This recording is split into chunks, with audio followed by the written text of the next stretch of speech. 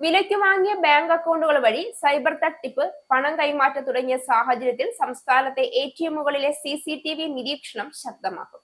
അടുത്തിടെ നടന്ന വൻ സാമ്പത്തിക തട്ടിപ്പുകളിൽ മലയാളികളും പങ്കാളികളാണ്.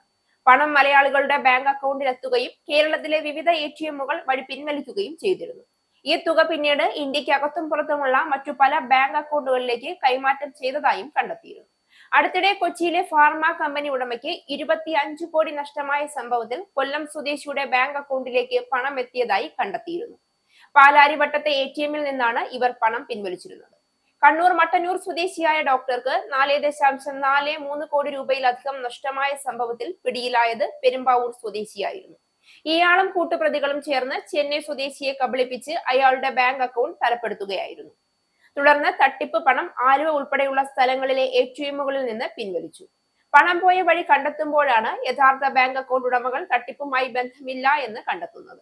ഈ സാഹചര്യത്തിലാണ് പണം പിൻവലിക്കുന്നവരെ കണ്ടെത്താൻ ശ്രമം നടത്തുന്നത്. സൈബർ കുറ്റകൃത്യങ്ങൾ പ്രതിരോധിക്കാൻ ബാങ്ക് ജീവനക്കാരുടെയും പോലീസിന്റെയും സംയുക്ത യോഗങ്ങൾ നടന്നുവരികയാണ്.